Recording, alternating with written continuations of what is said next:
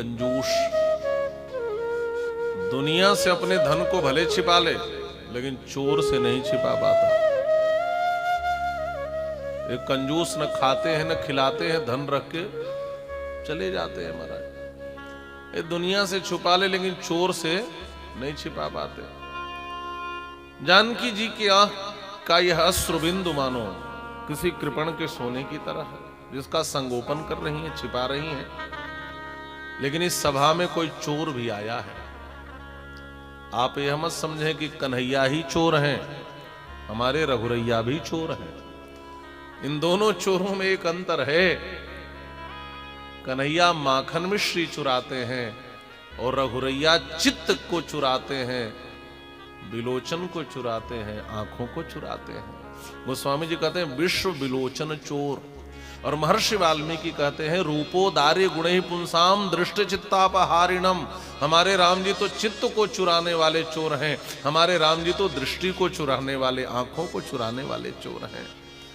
कन्हैया एकांत में चोरी करते हैं, राम जी भरी सभा में चोरी करते हैं। कन्हैया अंधेरे में चोरी करते हैं, राम जी प्रकाश में चोरी करते हैं। चोर तो दोनों ही है महाराज।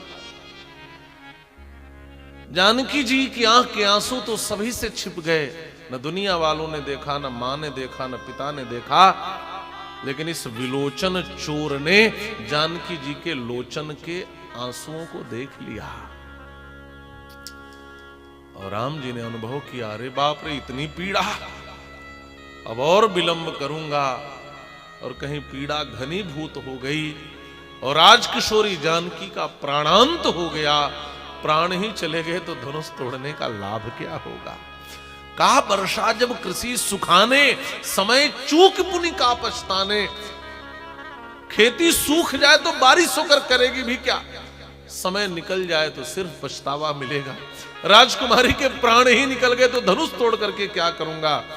जानकी जी के आंख के आंसू को देखकर राम जी जल्दी से धनुष के पास पहुंच गए और पहुंचकर कहते हैं इदम धनुर्वरम दिव्यम संस्पृशामि पाणिना यत्नवांश भविष्यामि तोलने पूर्णे पिवा। अब जरा मैं भी इस धनुष का आरोपण करने का प्रयास करता हूं। महाराज इतना सुनना था कि महाराज श्री जनक ने तुरंत कहा बाढ़मित्योब्रवीत राजा मुनिश्च समभासत।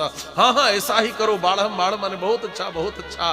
और महामुनि विश्वामित्र ने भी कहा ऐसा करो। और जब सबने अनुमोदन किया तो देखते ही देखते आरोपयत सधर्मात्मा सलीलम इव तद्धनुः आरोपयित्वा मौर्वीं च पूरयामास तद्धनुः। महाराज देखते ही देखते राम जी ने उस धनुष को उठा लिया। जैसे जैसे कोई बिजली चमक जाए वैसे ही उतनी ही तेजी से भगवान श्री राघवेंद्र ने उस धनुष को उठाया। और उठा करके कौन कौन सी क्रिया कर रहे हैं, श्री हनुमान नाटकम में हनुमान जी महाराज ने बड़ा सुंदर वर्णन किया है।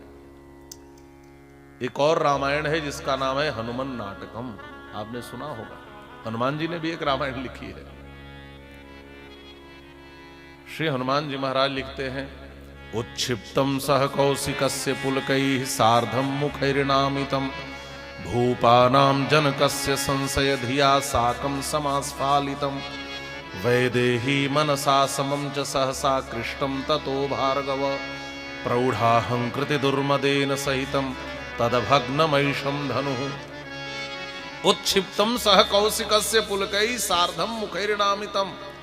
जैसे ही राम जी ने उस धनुष को उठाया, देखिए एक एक साथ दो दो क्रियाएं हो रही हैं। जैसे राम जी ने धनुष को उठाया वैसे विश्वामित्र जी के रोए भी उठ गए। ये दो क्रिया एक साथ हो गई। इधर धनुष उठा और खुशी के मारे विश्वामित्र जी की पुलकावली छा गई, रोए उठ गए।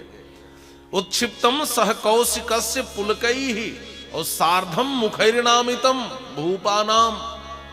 और जैसे राम जी ने धनुष को झुकाया डोरी चढ़ाने के लिए, वैसे जितने राजा बैठे थे सबके सिर झुक गए। आप समझ पा रहे हैं ना। धनुष को उठाया तो विश्वामित्र जी के रोए उठ गए, धनुष को झुकाया तो राजाओं के सिर झुक गए।